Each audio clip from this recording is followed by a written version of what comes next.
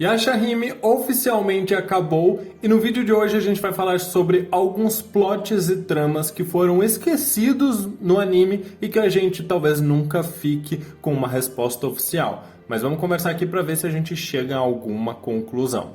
E a última, meus queridos, pra mim é um dos maiores furos.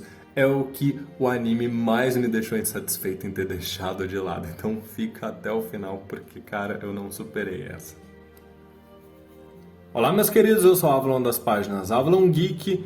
E neste vídeo aqui, com a ajuda de vocês, eu consegui elaborar algumas tramas que acabaram sendo esquecidas no churrasco, digamos assim, que no final não se desenvolveram e não serviram pra nada, talvez? Vamos discutir isso aí. Lembrando que vocês me ajudam muito deixando o seu like para dar engajamento pro vídeo e também compartilhando esse vídeo nos grupos que vocês participam, com os amiguinhos, para eles conhecerem o nosso trabalho, mesmo que a Shahime já tenha acabado, porque a gente ainda vai falar do mangá e outros temas desse universo. Então vamos lá. A Árvore das Eras querendo Kirin-Maru e Sesshomaru mortos e dizendo que eles não podiam matar um ao outro. Meu comentário sobre isso aqui é que, principalmente após o último episódio, onde ela agradece ao Sesshomaru e as suas filhas, eu fiquei do tipo, ué, como assim? Quem assistiu a análise sabe, porque não era exatamente isso que ela estava propondo lá no começo da animação. Ao mesmo tempo, a gente viu que o Sesshomaru praticamente matou o Kirin-Maru, faltou o golpe final, mas era essa questão da árvore falando que eles tinham que ser derrotados juntos, porque os dois seguiram o mesmo caminho, não é nada mais, nada menos do que um clickbait da Sunrise, porque sejamos honestos. O quarto episódio, onde é dito todas essas informações, foi um baque. Chamou muita atenção dos fãs nostálgicos que ficaram, como assim, o que fizeram com o Sesshomaru? Tanto é que um dos vídeos mais vistos aqui do canal até hoje é a análise daquele quarto episódio. Ou seja, todos nós enlouquecemos quando a árvore deu essas informações sobre Kirin-Maru e Sesshomaru. E parece que pelo menos para fins de clickbait funcionou, mas foi outra trama esquecida no churrasco. Eu lembro de todas aquelas nossas teorias, o fandom todo achando que a árvore ia ser o grande vilão no final das contas e era uma borboleta vinda do espaço. Enfim.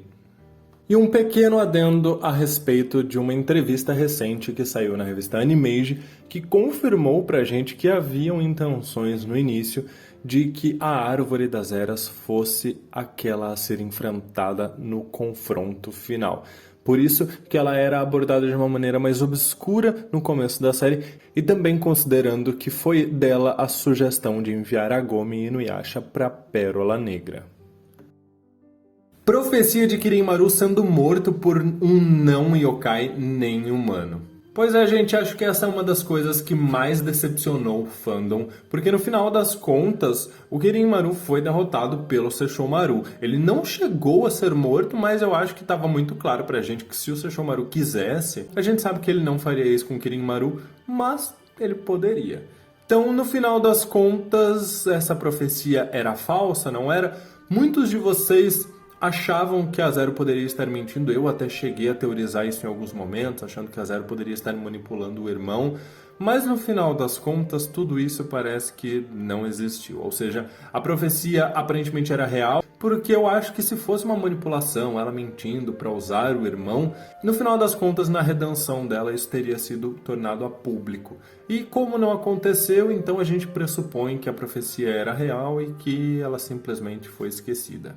A gente pode forçar muito uma interpretação para justificar que o Sakaza foi o meio yokai que levou o Kirin-Maru à morte, porque foi a partir da conduta dele em matar Arion que o Kirin-Maru seguiu esse caminho, que ele acabou odiando meio yokais e querendo exterminar as Yashahimes e se envolvendo nessa treta toda de cometa, o que acabou ocasionando esse fim dele. Então, se a gente forçar muito, a gente pode dizer que o meio yokai da profecia era o Sakaza, mas assim, né?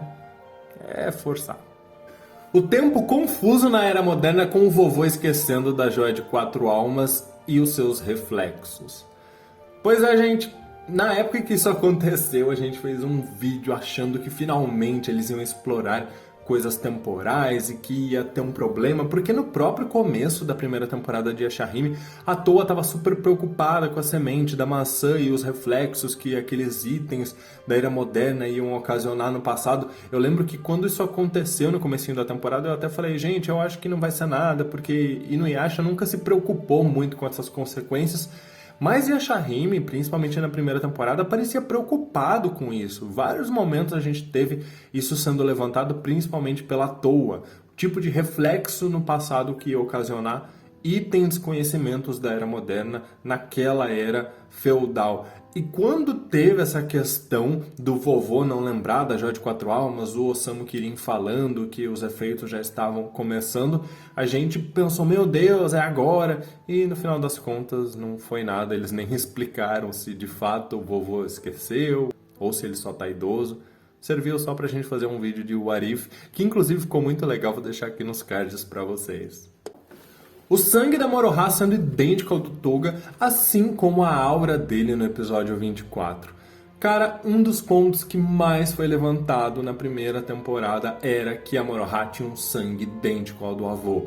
E quando no episódio 24 a aura dele surgiu com a sunga nas costas, cara, a gente surtou, porque, poxa, será que a Moroha é a reencarnação do avô? E no final das contas, de novo, não era nada. Isso foi esquecido total na segunda temporada. Selos do poder yokai. Setsuna Moroha ainda possuem e parece que isso poderia ter sido melhor desenvolvido como o episódio 20 e 24 para que tivessem um melhor controle.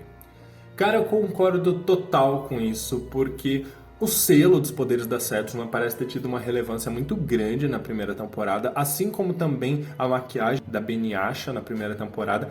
Muitos fatores da primeira temporada não foram desenvolvidos na segunda, e eu não sinto que eles já tinham sido concluídos. Porque no final das contas, quando a Setsuna tem o seu selo rompido, eles colocam um selo novo nela e é isso. A espada de sangue se desenvolve, mas ela não aprendeu a controlar o poder yokai dela. Da mesma forma que a Moroha parece ter tido um avanço em relação ao poder dela, como Beniyasha, tanto que quando ela luta na segunda temporada contra o Kirin Maru, ela parecia estar mais controlada, ela até dormiu ali depois no colo do Inuyasha, mas ela não chegou a desmaiar em poucos segundos, então parece que melhorou um pouco esse controle da parte da Moroha, mas no final das contas ela ainda tem um selo da Agome, que inclusive foi mencionado em um único episódio, o episódio 16 da primeira temporada. A infância da Moroha. Infelizmente faltou mostrar a infância da Moroha, embora isso foi discutido recentemente comigo lá no Twitter, que tinham pessoas falando que achavam que o Inuyasha devia fazer questionamentos sobre onde a Moroha conseguiu a roupa de pele de rato de fogo, algumas coisas assim. Eu não acho que essa seria a melhor maneira de abordar a infância da Moroha, porque bem ou mal Inuyasha e Agome assistiram a infância dela graças ao Jaken. Então eu acho que a gente poderia ter tido algum outro tipo de flashback, como, por exemplo, o Kuga aparecendo, dando as caras e explicando de alguma forma por que é que ele não cuidou dessa menina. Inclusive também foi levantado lá no Twitter sobre a falta do Kuga e da Yayami, e é isso, né? A gente nunca vai saber o que aconteceu com eles. Pelo menos não em Yashahime. Como ficou a situação de Inuyasha Sesshomaru sobre ele ter o aprisionado? Bom, não rolou nenhuma conversa ou uma briga entre os dois. Uma briga exatamente eu acho que eu não esperava, mas ao menos uma encarada, algum gesto meio imaturo do Inuyasha, sim, respondendo, falando de uma forma meio atravessada com o irmão, eu honestamente gostaria de ter visto. Não acho que isso ia ser desenvolvido, mas pelo menos uma fala, uma mençãozinha só, acho que podia ter rolado. Os poderes budistas de Miroki. Olha, eu tenho que concordar que essa é uma trama esquecida, pelo menos num quesito do que eles podiam ter mostrado pra gente. Ficou meio subentendido que o que ele mostrou ali selando a borboleta, enfrentando aqueles yokais menores que passaram pelo moinho do tempo, era o poder que ele adquiriu com o treinamento, mas sejamos honestos, depois de tanto tempo a gente esperava ver algo totalmente overpower. E eu não vi muita diferença. Como a Toa foi para o futuro? Cara, Essa é uma das coisas que ficou ali subentendido também. Não diria que foi uma trama esquecida, mas como no anime a gente vê a pérola no olho da Toa brilhando, eu acho que ficou bem subentendido ali que foi um efeito da pérola, algum tipo de gatilho para o poder da Árvore das Eras em fazer essa viagem no tempo. Já que a gente sabe que a Árvore das Eras está sim relacionada a essas viagens, tanto que o Poço Come Ossos foi construído com madeira da árvore, de uma árvore dessas. Então ficou meio subentendido no anime que é em relação à pérola pode ter acionado esse poder da árvore.